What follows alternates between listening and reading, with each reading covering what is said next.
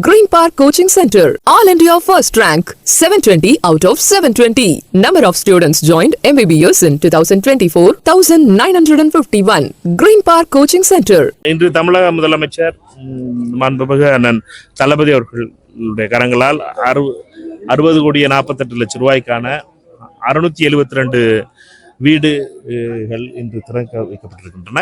அடுத்து வருகின்ற 2 மாதங்களுக்குள்ளாக இதில் மக்களுக்கு பயனாளிகளுக்கு ஒதுக்கப்பட்டு தேர்ந்தெடுக்கப்பட்ட மாவட்ட ஆட்சியர் தலைமையில் இருக்கின்ற குழு தேர்ந்தெடுத்த பயனாளிகளுக்கு ஒதுக்கப்பட்டு அவர்களுடைய பங்களிப்பாக 72,000 ரூபாய் கட்டி மொத்த செலவாக இதில் மத்திய அரசினுடைய பங்காக 1,50,000 ரூபாயும் மாநில அரசினுடைய பங்காக 7,00,000 ரூபாய் மதிப்பிலும் இந்த திட்டம் கட்டப்பட்டிருக்கிறது. மொத்தமாக சொல்ல வேண்டும் என்றால் இது மாநில அரசினுடைய திட்டம். ஆனால் மத்திய அரசு தன்னுடைய பங்காக 1,50,000 ரூபாய் கொடுத்துருக்கு வீடு கட்டுறதுக்கு. இந்த திட்டத்தினுடைய அடிப்படையில் கட்டப்பட்டிருக்கிற வீடுகள் பயனாளிகளுக்கு வருகின்ற 2 மாதத்துக்குள்ளாக அவர்கள் கைகளிலே கொடுக்கப்படும். சரியா? அனைத்து பணிகளும் நிறைவேற்றிச்சு கடைசியா முடிகிற நிலைமையில இருக்கு. முதல்ல 2 மாதத்துக்கு முன்னாலும் நம்ம ஆய்வுக்கு வந்தோம். அப்பொழுதும் சில முடிவு தருகின்ற வாழ்கள் இருந்துச்சு. அதுலயும் ஏறக்குறைய இது முடிஞ்சிருச்சு, ரெடி ஆயிடுச்சுன்னு நினைக்கிறேன். சரியா?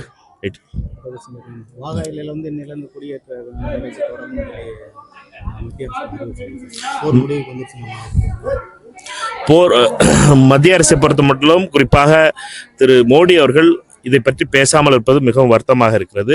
எதிர்க்கட்சி தலைவர் ராகுல் காந்தி அவர்கள் நேற்று 2 நாட்களுக்கு முன்னால் 17ஆம் தேதி மிக முக்கியமான கேள்விகளை எழுப்பியிருந்தார். அதாவது வெளியுறவுத்துறை அமைச்சர் திரு ஜெய்சங்கர் அவர்கள் 16ஆம் தேதி அளித்த பேட்டியிலே பாகிஸ்தானிற்கு நாங்கள் தாக்குதல் தொடங்குவதற்கு முன்னாலே தகவல் தெரிவித்தோம் என்று சொல்லியிருந்தார்.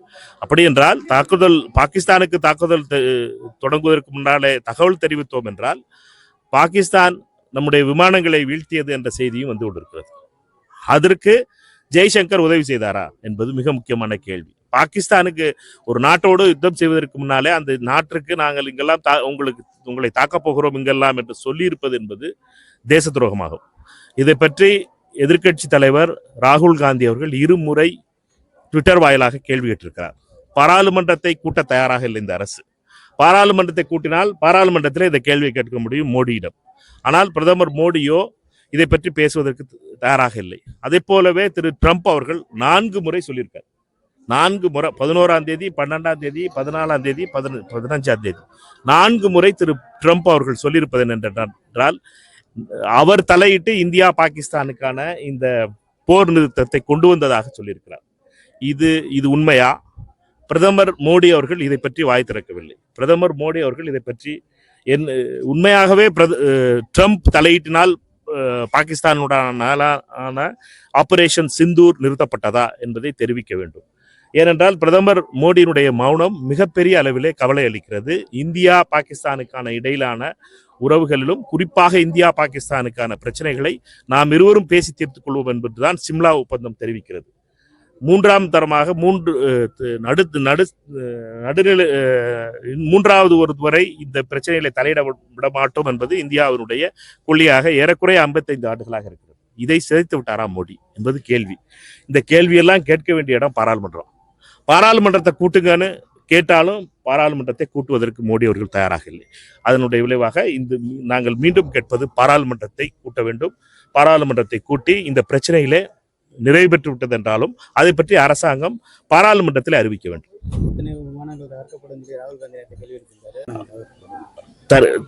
தவிர்க்கப்பட்டதான் கேள்வி கேட்டோம். முதல்ல கேள்வி என்ன, விமானங்கள் தாக்கப்பட்டதா? இந்த கேள்வியை சொல்லணும். ஏனென்றால் ஏன் தாக்கப்பட்டதா? பாகிஸ்தானுக்கு முதல்ல தகவல் சொன்னது யாரு? தாக்க போறோம்னு சொன்ன நம்முடைய விமானங்கள் போய் தாக்க போகுதுங்கிற தகவலை சொன்னது யாரு? ஜெய்சங்கர் அவர்கள். அது யாரு சொல்லி சொன்னாங்க? மோடி அவர்கள் சொல்லி சொன்னாங்களா இல்ல வேற யாரும் சொல்லி சொன்னாங்களா? இந்த கேள்விகளுக்கெல்லாம் மிகப்பெரிய மர்மங்கள் இருக்குது. எந்த மர்மத்தையும் இவர்கள் சொல்லாமல் வெறும் வெள்ளையடிச்சு துணியை போட்டு மூடுவதை போல அவர்கள் செய்வது என்பது இந்தியாவிற்கு செய்கின்ற துரோகம். எங்களை பொறுத்த மட்டும் இல்லை, பாராளுமன்றம் இன்னைக்கு கூட்டினாலும் சரி 14ஆம் தேதி ஜூலை மாசம் கூட்டித்தான் ஆனவங்க. அவர்களை பொறுத்த மட்டும் மழைக்கால கூட்டத்தோட தொடர்ந்தே ஆகும். அப்போ கேள்வி கேட்போம். இதில் நடந்த தவறுகளை பற்றி கேள்வி கேட்பது என்பது எங்களுடைய உரிமை. எங்களை பொறுத்த மட்டுமே காங்கிரஸ் கட்சியும் எதிர்க்கட்சிகளும் இந்தியா கூட்டணியுடைய அனைத்து கட்சிகளும் ஒற்றுமையோடு இருந்து சிந்தூர் பகல்காம் நடைபெற்ற தாக்குதலுக்கு எதிராக நடவடிக்கை எடுக்க வேண்டும் என்று அனைத்து கட்சி கூட்டத்தில் வலியுறுத்தினோம். அதற்கு பின்னாலே தாக்குதல் நடத்தப்பட்ட பொழுது முழுமையாக இந்த நம்முடைய வீரர்களுடைய உழைப்பால் வந்த வெற்றி என்பதையும் நம்முடைய விமான படையினுடைய வெற்றி என்றும் அவர்களுக்கு வாழ்த்தையும் தெரிவித்தோம். எங்களை பொறுத்த மட்டுமே இந்திய ராணுவமும் நம்முடைய விமான படையும் செய்திருக்கின்ற மிகப்பெரிய சாதனையாக இதை பார்க்கிறோம். ஆனால் அரசு செய்த தவறுகளையும் மறைக்க கூடாது.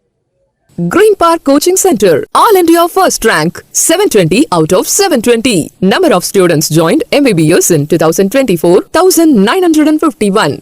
Green Park Coaching Center.